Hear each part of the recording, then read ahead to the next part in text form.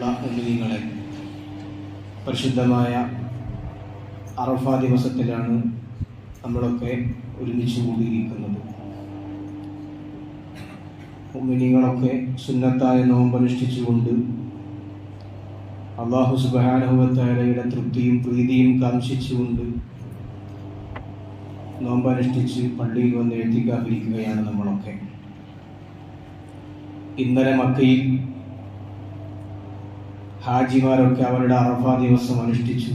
ഹാജിമാരൊക്കെ പരിശുദ്ധമായ അറഫയിൽ പോയി ഹജ്ജിൻ്റെ ഹജ്ജു അൽ അറഫ, ഹജ്ജ് എന്ന് പറഞ്ഞാൽ അറഫയിൽ നിൽക്കലാണ് എന്ന് ഹബീബായ നബി സല്ലല്ലാഹു അലൈഹി വസല്ലം തങ്ങൾ പഠിപ്പിച്ചിട്ടുണ്ടല്ലോ. ഹാജിമാരൊക്കെ മക്കയിൽ ഇന്നലെ അവരുടെ അറഫ ഇന്നലെ നടന്നു. നമുക്ക് അറഫയുള്ളത് ഇന്നാണ്. അതങ്ങനെ തന്നെയാണ്. പലർക്കും പല സംശയങ്ങളും ഉണ്ടാകും. മക്കയിൽ ഇന്നലെയല്ലേ അറഫ നടന്നത്, നമുക്കും ഇന്നലെ തന്നെയല്ലേ അറഫ ഉണ്ടാവേണ്ടത് എന്ന് ചില ആളുകളൊക്കെ സംശയങ്ങൾ ഉണ്ടാവാൻ സാധ്യതയുണ്ട്. അല്ലെങ്കിൽ ചില ആളുകൾ വസ്വാസാക്കാൻ സാധ്യതയുണ്ട്. അങ്ങനെ നോക്കുകയാണെങ്കിൽ ലോകത്തെ എല്ലാ കർമ്മങ്ങളും മക്കയിൽ നടക്കുന്നത് പോലെയാണോ നടക്കുന്നത്? നമ്മളിപ്പോൾ ഇന്ന് ഇവിടെ ജുമുഅ നിർവഹിക്കുന്നു. ഇന്ന് ഇപ്പോൾ അല്പനിമിഷത്തിന് ശേഷം ഇവിടെ ഖുതുബയും ജുമുഅയും നടക്കുന്നു. എന്നാൽ മക്കയിൽ ഈ സമയത്ത് ജുമുഅ നടക്കുന്നുണ്ടോ? നമ്മൾ സുബഹി നിസ്കരിച്ചു, ആ നേരത്ത് മക്കയിൽ അല്ലെങ്കിൽ മദീനയിൽ അവിടെ നടക്കുന്നത് അവിടെ അർദ്ധരാത്രിയായിരിക്കും. നമ്മൾ ആ നേരത്താണ് ഇവിടെ സുബഹി നിസ്കരിക്കുന്നത്. അപ്പോൾ ഓരോ നാടിനും ഓരോ നാട്ടുകാർക്കും അവരുടേതായ സമയമുണ്ട്. അവരുടേതായ സമയത്താണ് ഓരോരോ കർമ്മങ്ങളും നടക്കേണ്ടത്, സംഭവിക്കേണ്ടത്. അതങ്ങനെയാണ് പരിശുദ്ധമായി ഇസ്ലാം കൽപ്പിച്ചിട്ടുള്ളത്. ഓരോ നാടിനും എന്നാണോ അറഫ ദിവസം വരുന്നത്, എന്നാണോ വെള്ളിയാഴ്ച വരുന്നത്, എപ്പോഴാണോ നിസ്കാരത്തിന്റെ സമയമാകുന്നത്, അത് ആ നാട്ടിലെ നിയമമനുസരിച്ച് ജീവിക്കുക എന്നതാണ് പരിശുദ്ധമായി ഇസ്ലാം നമ്മോട് അനുശാസിക്കുന്നത്. അല്ലെങ്കിൽ മക്കയിൽ ഹജ്ജ് നടക്കുമ്പോൾ, മക്കയിൽ അറഫ സംഗമം നടക്കുമ്പോൾ അമേരിക്കയിൽ രാത്രിയായിരിക്കും. ആ നേരത്ത് അമേരിക്കക്കാർക്ക് അറഫയില്ല എന്ന് പറയാൻ ബുദ്ധിയുള്ളവർക്ക് കഴിയുമോ? അപ്പൊ നമ്മൾ മനസ്സിലാക്കേണ്ടത്, ഓരോ നാടിനും എപ്പോഴാണോ അറഫ വരുന്നത്, ഓരോ നാടിനും എപ്പോഴാണോ റമദാൻ ഷരീഫ് വരുന്നത്, ഓരോ നാടിനും എപ്പോഴാണോ പെരുന്നാൾ വരുന്നത്, ഓരോ നാടിനും എപ്പോഴാണോ ലൈലത്തുൽ ഖദർ വരുന്നത്, എല്ലാം ഓരോ നാട്ടിനനുസരിച്ചാണ് അതിൻ്റെയൊക്കെ മാനദണ്ഡങ്ങൾ ഉള്ളത് എന്ന് പരിശുദ്ധമായി ഇസ്ലാം നമ്മൾ പഠിപ്പിച്ചിട്ടുണ്ട്. അല്ലാഹു സുബ്ഹാനഹു വ തആല ഈ പരിശുദ്ധമായ അറഫ ദിവസത്തിന് വലിയ പുണ്യം കൽപ്പിച്ചിട്ടുണ്ട്. നമ്മളൊക്കെ ആ പുണ്യം പ്രതീക്ഷിക്കുന്നവരാണ്. ലോകത്തിലെ പരിശുദ്ധമാക്കപ്പെട്ട ഈ പ്രപഞ്ചത്തിന്റെ കേന്ദ്ര ബിന്ദുവായ പരിശുദ്ധമായ കഅബാലയം ഈ പ്രപഞ്ചത്തിന്റെ കേന്ദ്ര ബിന്ദുവാണ്. ഈ ലോകം ഇങ്ങനെ നിലനിൽക്കാൻ, തട്ടലില്ലാതെ മുട്ടലില്ലാതെ ഈ പ്രപഞ്ചം ഇങ്ങനെ നിലനിൽക്കാൻ അനന്തകോടി അജ്ഞാതം അവർണ്ണനീയം ഈ പ്രപഞ്ചമെന്ന് കവി പാടിയതുപോലെ ഈ പ്രപഞ്ചം ഇങ്ങനെ തട്ടാതെ മുട്ടാതെ നിൽക്കാനുള്ള കാരണം പരിശുദ്ധമായ കഅബാലയം ഇവിടെ നിലനിൽക്കുന്നു എന്നതുകൊണ്ടാണ്. പരിശുദ്ധമായ കഅബാലയം എന്ന് പൊളിക്കപ്പെടുന്നു, കഅബാലയം ലോകാവസാനത്തിനോടനുബന്ധിച്ച് കഅബാലയം പൊളിക്കപ്പെടും. അതോടുകൂടെ ഈ ലോകം തകർന്നു തരിപ്പണമാകുമെന്ന് ഹബീബായ നബി മുഹമ്മദ് മുസ്തഫ സല്ലല്ലാഹു അലൈഹി വസല്ലം തങ്ങൾ പഠിപ്പിച്ചിട്ടുണ്ട്. ഹബീബായ സല്ലല്ലാഹു അലൈഹി വസല്ലം തങ്ങൾ പഠിപ്പിക്കുന്നത്, ലാ തഖൂമു സ്സാഅതു ഹത്താ ലാ യുഹജ്ജൽ ബൈതു, കഅബാലയത്തെ തവാഫ് ചെയ്യപ്പെടുന്ന കാലത്തോളം, കഅബാലയത്തിന്റെ ചുറ്റുഭാഗത്ത് ആളുകൾ വലയം വെച്ചുകൊണ്ടിരിക്കുന്ന കാലത്തോളം ഖിയാമത്ത് നാൾ സംഭവിക്കില്ല എന്നാണ്. കഅബാലയം എന്നും ഒരു അത്ഭുതമാണ്. നമുക്കൊക്കെ എന്നും വലിയ അത്ഭുതമാണ് കഅബാലയം നമുക്ക് സമ്മാനിച്ചിട്ടുള്ളത്. കാരണം ആമിറുഹുല്ലാഹ്, അത് ഉണ്ടാക്കാൻ കൽപ്പിച്ചത് അല്ലാഹുവാണ്. കഅബാലയം നിർമ്മിക്കണമെന്ന് പറഞ്ഞത്, അങ്ങനെയൊരു വീട് ഭൂമിയുടെ ഒറ്റ മധ്യത്തിൽ നിർമ്മിക്കണമെന്ന് കൽപ്പിച്ചത് അല്ലാഹുവാണ്. മുഹദ്ദിസുഹു ജിബ്രീൽ, അതിന്റെ എഞ്ചിനീയറിംഗ് നിർവഹിച്ചത്, ആ കഅബാലയം എങ്ങനെയാണ് ഉണ്ടാവേണ്ടത് അതിന്റെ എഞ്ചിനീയറിംഗ് നിർവഹിച്ചത് മഹാനായ ജിബ്രീൽ അലൈഹിസ്സലാത്തു വസ്സലാമാണ്. വബാനിഹാ ഇബ്രാഹിം, അതിന്റെ നിർമ്മാണ പ്രവർത്തനം നടത്തിയത് ഇബ്രാഹിം നബിയാണ്. വനാസിറുഹു അൽ ഇസ്മായിൽ, അതിന് ഇബ്രാഹിം നബി അലൈഹിസ്സലാത്തു വസ്സലാമിനെ സഹായിച്ചത് മഹാനായ ഇസ്മായിൽ നബിയാണ്. ഇങ്ങനെ ലോകത്ത് ഒരു കെട്ടിടം നമുക്ക് കാണാൻ കഴിയും. കഴിയുമോ? അള്ളാഹു നിർമ്മിക്കാൻ കൽപ്പിച്ച ജിബ്രീൽ അലൈഹിസ്സലാത്തു വസ്സലാം എഞ്ചിനീയറിംഗ് നിർവഹിച്ച മഹാനായ ഇബ്രാഹിം നബി അല്ലെങ്കിൽ അള്ളാഹുവിന്റെ ഒരു പ്രവാചകൻ നിർമ്മിച്ച, ഒരു പ്രവാചകൻ സഹായിച്ച ഇങ്ങനെ നിർമ്മാണ പ്രവർത്തനം നടന്ന ഒരു വീടിനെ നമുക്ക് കാണാൻ കഴിയില്ല. അത് അള്ളാഹുവിന്റെ പരിശുദ്ധമായ കഅബാലയം മാത്രമാണ്. കഅബാലയം എപ്പോഴും വെറുപ്പുകളെ ഉച്ചാടനം ചെയ്ത ഭൂമികയാണ് കഅബാലയം. അവിടെ പണ്ഡിതനെന്ന വ്യത്യാസമില്ല, പാമരനെന്ന വ്യത്യാസമില്ല. എല്ലാവരും ഒരു തൂവെള്ള വസ്ത്രം ധരിച്ച് ഒരൊറ്റ വസ്ത്രത്തിൽ ലബ്ബൈക് അല്ലാഹുമ്മ ലബ്ബൈക് ലബ്ബൈക ലാ ശരീക ലക ലബ്ബൈക് എന്ന ഒരൊറ്റ മന്ത്രം ചൊല്ലി ഒരൊറ്റ നിയ്യത്തോടുകൂടെ ലക്ഷക്കണക്കിന് വരുന്ന ഹജ്ജാജിമാർ വിശുദ്ധമായ കഅബാലയത്തെ തവാഫ് ചെയ്യുമ്പോൾ അവിടെ വർണ്ണവെറിയില്ല, അവിടെ സമ്പന്നന് മേലാളിത്തമില്ല, അവിടെ കാര്യപ്പെട്ട ആൾക്ക് സ്ഥാനമില്ല, അവിടെ എല്ലാവരും സമന്മാരാണ്. അതാണ് വിശുദ്ധമായ ഇസ്ലാം പ്രഖ്യാപിക്കുന്നത്. നമ്മൾ നോക്കണം, കഅബാലയം ലോകത്ത് എത്ര വർണ്ണവെറികൾ ആരൊക്കെ പ്രചരിപ്പിച്ചാലും അതിനൊക്കെ താക്കീതായി നമ്മുടെ മുമ്പിൽ ഉയർന്നു നിൽക്കുകയാണ് പരിശുദ്ധമായ കഅബാലയം. കാരണം കഅബാലയം പൊതിഞ്ഞു കിടക്കുന്നത് ഒരു കറുത്ത കിസ്വയിലാണ്. കഅബാലയത്തിന്റെ നിറം കറുപ്പാണ്. ആരൊക്കെ വെളുപ്പാണ് ലോകത്തെ ഏറ്റവും വലിയ നിറമെന്ന് ആരൊക്കെ ആക്രോശിച്ചാലും, ഏതൊക്കെ സവർണ മുതലാളിമാർ ആക്രോശിച്ചാലും കറുപ്പിന് സ്ഥാനം നൽകിയ മതമാണ് ഇസ്ലാം. ആ കഅബാലയത്തിന്റെ മുകളിലാണ് കറുത്ത ബിലാലിനെ മക്കം ഫതഹിന്റെ ഹബീബായ നബി മുഹമ്മദ് മുസ്തഫ സ്വല്ലല്ലാഹു അലൈഹി വസല്ലം തങ്ങൾ കയറ്റിയിട്ട് വിളിക്ക് ബിലാലെ ബാങ്ക് എന്ന് പറഞ്ഞത്.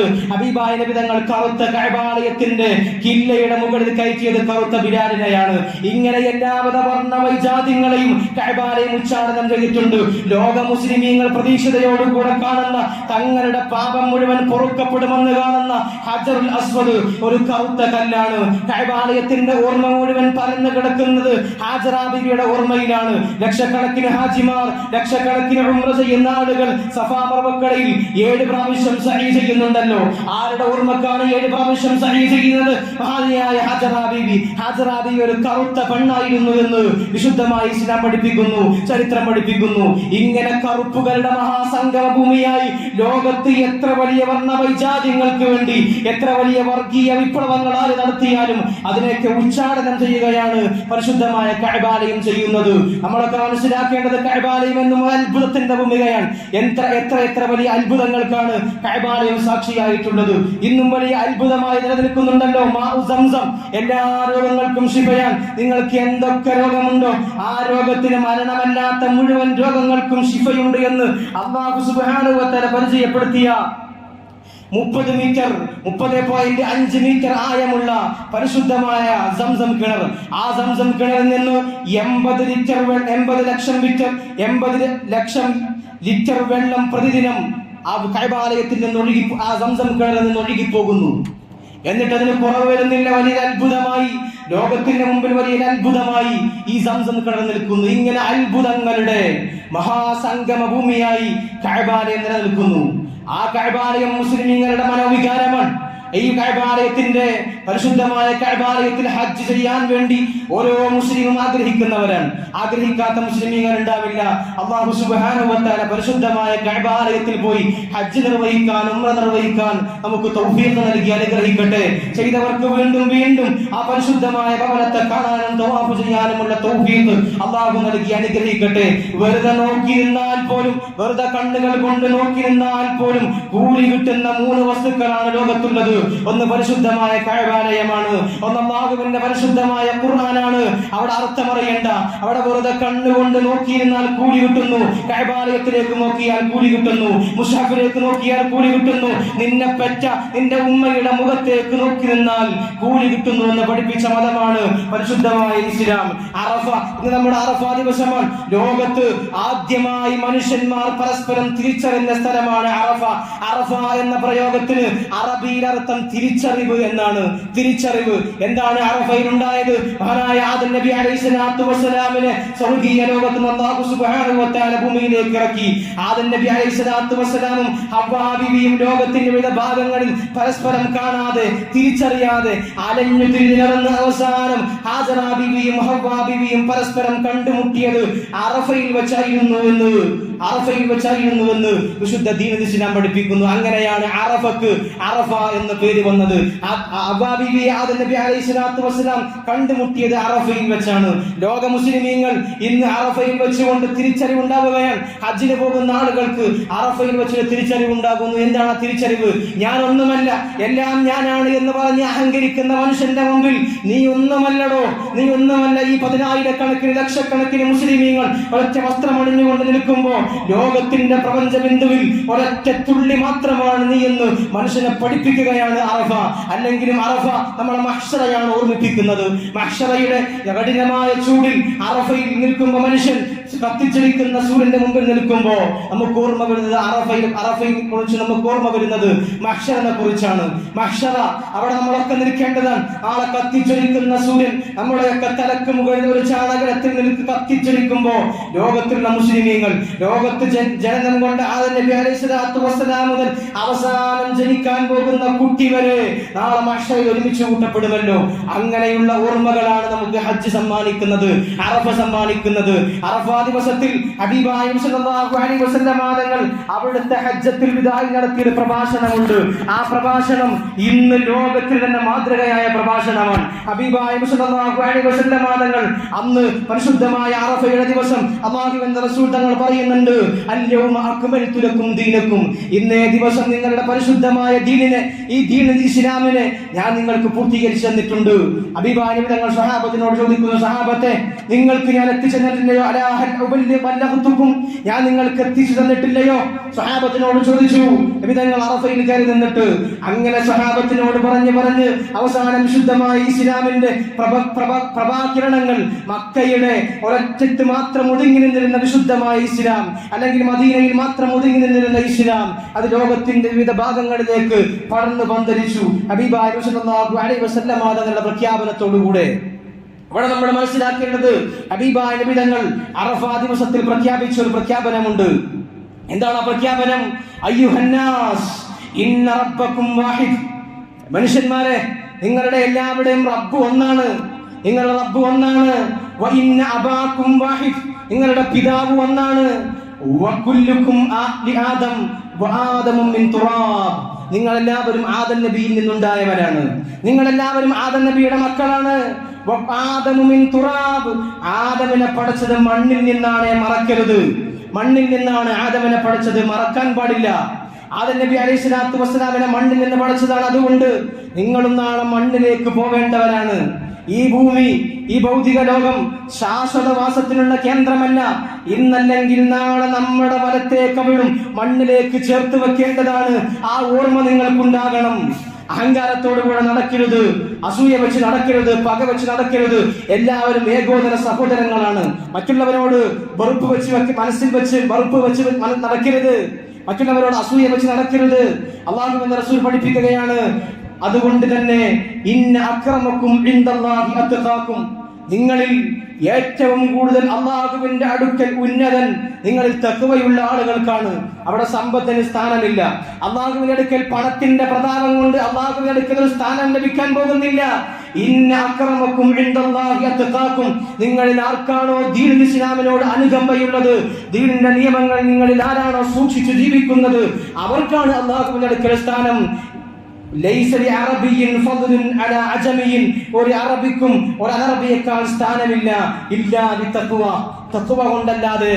നിങ്ങളുടെ മനസ്സിൽ തഖ്വയാണ് വേണ്ടത്, അല്ലാതെ പണത്തിന്റെ പത്രാസോ സ്ഥാനമാനങ്ങളുടെ പദവികളുടെ കൂമ്പാരങ്ങളോ അല്ല നിങ്ങളുടെ സ്ഥാനം അല്ലാഹുവിന്റെ അടുക്കൽ നിർണയിക്കുന്നത് എന്ന് ഹബീബായ നബി മുഹമ്മദ് മുസ്തഫ സല്ലല്ലാഹു അലൈഹി വസല്ലം തങ്ങൾ പഠിപ്പിക്കുകയാണ്. ഹബീബായ നബി തങ്ങൾ പിന്നീട് പറയുന്നുണ്ട്, ഇന്നല്ലാഹ ഹറമ അലൈക്കും ദിമാഅക്കും, പ്രിയപ്പെട്ട മുഅ്മിനീങ്ങളെ, നിങ്ങളുടെ രക്തം പരസ്പരം ഹറാമാണ് കേട്ടോ.